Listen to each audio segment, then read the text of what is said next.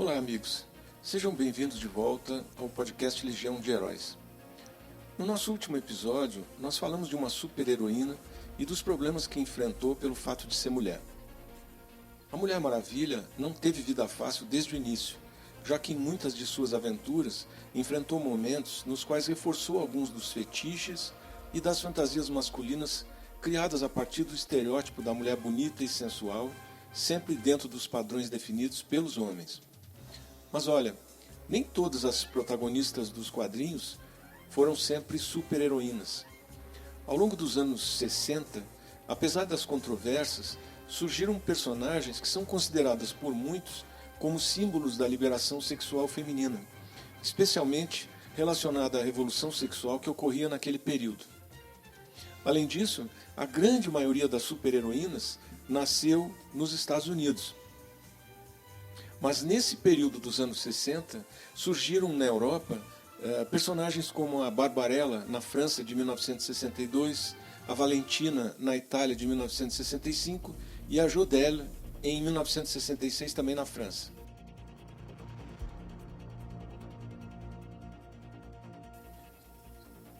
As heroínas Barbarella, Jodelle e Valentina ficaram marcadas como as taradas dos quadrinhos.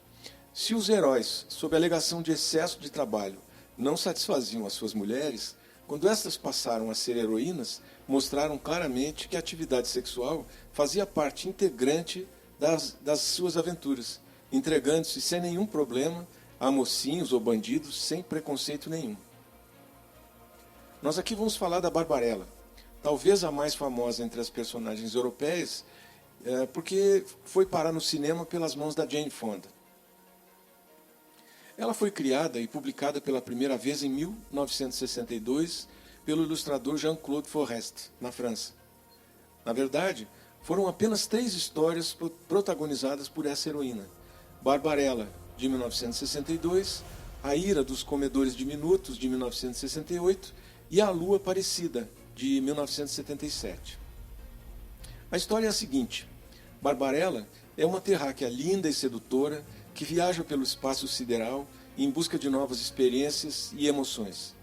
Ela é uma heroína de cabelos louros, inteligente, charmosa, sempre pronta para tudo. Mas veja, apesar dessa sensualidade bem explícita, ela é uma heroína curiosa, bem pouco convencional e tem essa paixão por novas experiências. Ela vive no ano 40.000 e ela aparece nesse ano no planeta Lithium, onde enfrenta criminosos espaciais e monstros terríveis na tentativa de libertar um povo oprimido pela ditadura. Em outras de suas aventuras, a Barbarella investiga um mundo onde o tempo não passa, e no 3º e 4º capítulo ela se casa e tem um filho, mostrando que o tempo passa. Linda, loira de lábios carnudos, sem preenchimento, vestida com pouca roupa como as cantoras de funk e muitas vezes completamente nua como as cantoras de funk, Barbarella usa seu corpo como uma arma mortal provocativa, entregando-se não só a homens, como a robôs e a monstros gelatinosos. Eca. Barbarella já nasceu pronta, o que significa que não há um enredo que explique suas origens, sua infância e nem nada sobre sua família ou seu planeta. O fato principal é que ela foi criada com as características das estrelas do cinema daquela época. Ela tinha a naturalidade de Brigitte Bardot, a sensualidade selvagem de Sophia Loren, a impetuosidade de Virna Lise e a beleza escultural de Ursula Andress. E tendo surgido num período em que se queria destruir preconceitos seculares e quebrar tabus, Barbarella lutava por seus direitos, pregando acima de tudo a liberdade e o amor livre, além de não sentir o menor constrangimento em ter relações sexuais com homens, mulheres, androides, coisas, gelatinas, o que fosse. Mesmo com tais características, Barbarella entrou para a história dos quadrinhos por representar um novo tipo de mulher. A mulher decidida, independente, inflexível, inteligente e extremamente liberal. No início, a personagem apareceu publicada no formato de tiras, e se observarmos bem a sua trajetória, vamos descobrir que ela era a soma de vários elementos de sucesso já comprovado. Buck Rogers, Flash Gordon, Mandrake e Jungle Jim são possivelmente as maiores inspirações, sendo as diferenças óbvias o sexo da protagonista e como sua liberdade é tratada no ano 40.000, que era a época em que as suas aventuras aconteciam. A primeira aventura da personagem causou muito, porque logo em suas primeiras páginas se via mulheres cheias de curvas e seios à mostra e em posições super ousadas para aquela época. Talvez por isso, na época, ela logo ganhou a fama de ser uma ninfomaníaca espacial e teve suas histórias censuradas na França. Mas ela seguiu em frente, descobrindo novos mundos e encontrando seres bizarros pelo espaço sideral. Nas suas missões, Barbarella percorre as galáxias sempre à procura de algum cientista maluco, como no caso da sua busca pelo paradeiro do cientista Duran Duran, o inventor de um raio positrônico, ou então tentando derrubar algum ditador sideral. E ela sempre se envolve em situações de risco, como, por exemplo, um ataque de crianças canibais, ou quando é presa em uma gaiola de pássaros estranhos, ou é torturada em uma máquina do prazer. Mas aqui é interessante notar que nos 2 primeiros episódios, a heroína acaba necessitando do auxílio de homens para se salvar. O que resulta, ou pelo menos demonstra, uma pequena contradição que só encontra explicação no machismo do seu criador. Observe que em um episódio em que Barbarella é salva por alguns homens, ela retribui concedendo favores sexuais a seus defensores. Assim, apesar de até hoje se falar em uma heroína independente e livre, em muitas aventuras, Barbarella é retratada de um modo que hoje já não seria muito correto.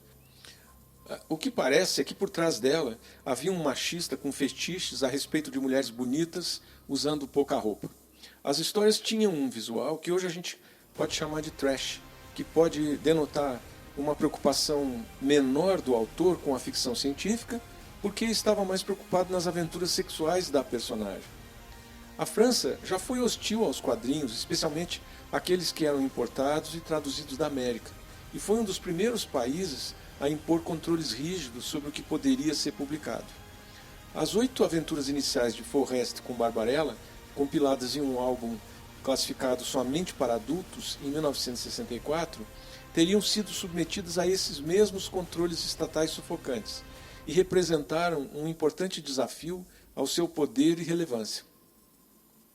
Mesmo assim, Barbarella foi a vanguarda de uma onda dos anos 60 em que se criaram heroínas de quadrinhos liberadas na França e em outros lugares. Mas nunca é tarde para descobrir ou mesmo redescobrir a criação icônica de Forrest, que fez de Barbarella uma estrela brilhante e bonita, sempre fresca e de espírito livre, apesar de todas as contradições. No próximo episódio, nós vamos falar de uma heroína linda, loira, que vivia nas selvas. Até lá!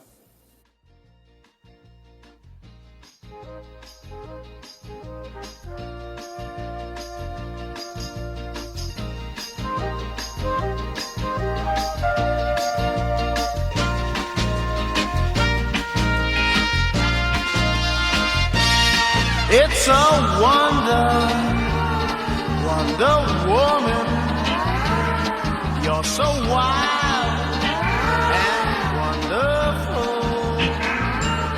'Cause it seems whenever we're together, the planets all stand still.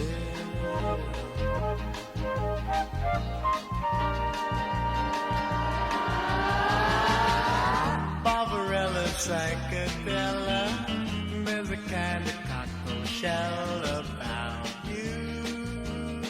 Barbarella, Barbarella, dazzle me with rainbow color, fade away the duller shade of living, get me up high.